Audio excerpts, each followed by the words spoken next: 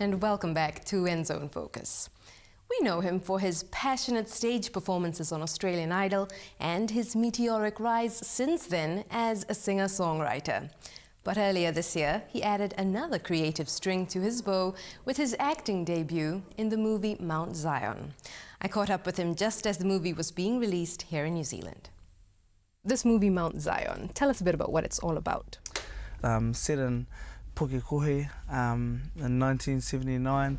It's about a family, it's about a young man and his relationship between him and his father, him and everyone else, and kind of the journey he goes on to find his place in life and his dream and wanting to pursue music, and that's going against the grain because they've all his community and his whānau have ever known is to be like farmers, spud pickers, and basically he goes through a lot of trials and tribulations, and then he kind of comes to a crossroads where he has to choose between his dream or his family.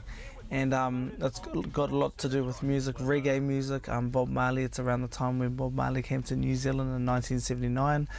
And yeah, it's just an awesome story about family, about family issues, the unspokenness of a love between a father and a son. It's a really familiar story for a lot of people, not just Māori, but universal. So yeah. I'm really interested to know, what was it like for you taking on acting? And I mean, you were on screen with local movie royalty like Temuera Morrison. What was that like? It was actually really funny. Tim's the man. He is one of the funniest guys I've ever met. He's one of the most nurturing and caring fellas. He's the man. He really did play the biggest part in this film for me, in terms of on screen and off screen, you know, helping me out, just being like it was basically like my dad, you know. He was like my dad, and he plays my dad in the film, so yeah, it was awesome. It wasn't too difficult then for you to take on the role of Ture?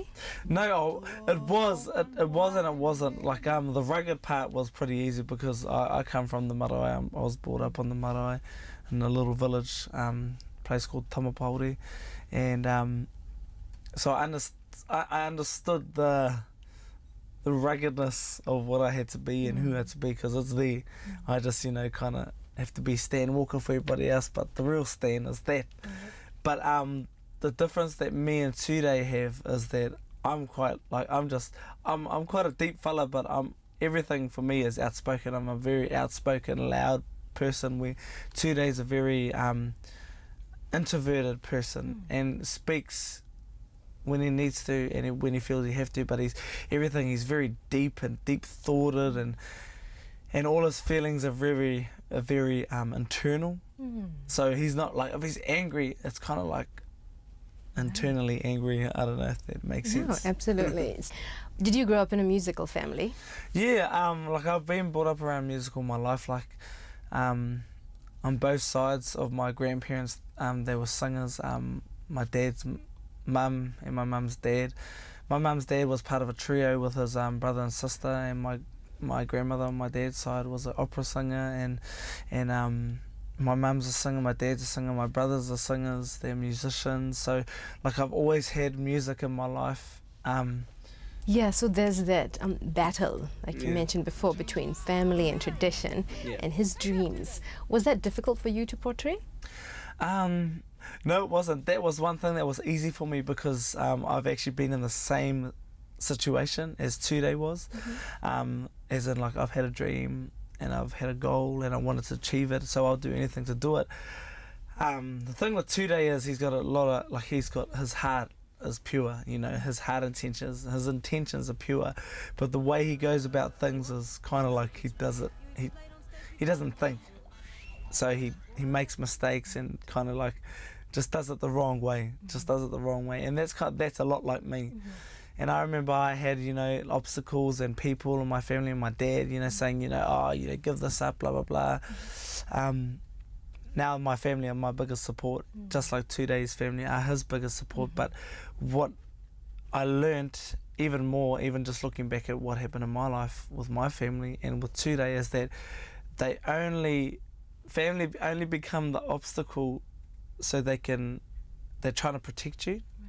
And that's what they were trying to do today. You're trying to protect them from failing and, you know, from just, failing, you know, and getting hurt and not being able to have anything at the end of the day and say, look, this is what I've done, this is what I've accomplished, but having nothing, you know. And that's one thing that I was very familiar with. So, in your own life then, how did you deal with fame and all the other pressures and challenges of the music business? It's definitely challenging, and I'd be a liar to say that it's not hard. It's very hard, but I thank God that I've got an amazing backbone of support, like my mum and dad, and my absolute strong backbone of support. You know, they like my mum rings me up every day. We pray every day, and my mum and dad always pray for me every day, and like just that's probably the biggest thing for me. Is having that, because I can't actually do this by myself, and I can't actually deal with this because I'm only one person. I'm human. People look at us, you know, as us celebrities or people who they think are famous, and they think that everything is so like perfect. But in reality, we have dramas, we have frustrations, we have pain, we have disappointments, we have failures. We fail just as much as everyone else, but it's hard for us, and it's hard for me, like I can only speak for myself, because everything I do is on a public forum, everybody can see what I'm doing, and so I get judged a lot harshly, and it is hard, but I guess I've just got to remember why I came into this, why I'm here, who I am and whose I am, and just knowing that I've got a good support, I can keep doing this, and I love it, man. Like this is the best job to suffer for. Now, do you think God's put that in you? This drive, faith obviously plays a big part in your life.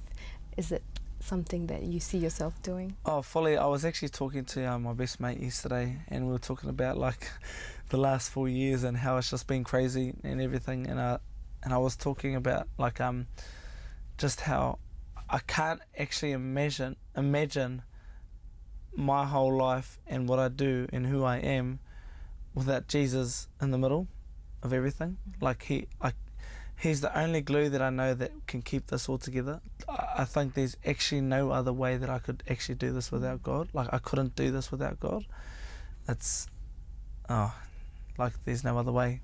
And finally, what message or what theme do you hope that audiences will take from Mount Zion? The essence of family, and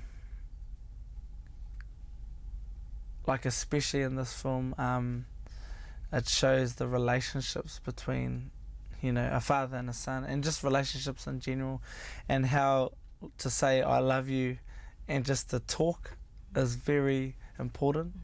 I think this is important. I think this film is definitely a film for the whole family to watch. I think it could unlock a lot of hidden stuff in people's lives and in families' lives and relationships, and just the heartbeat as the music. So I can't wait for people to see that. Awesome. Thank you so much, Stan, for your time. Thank you.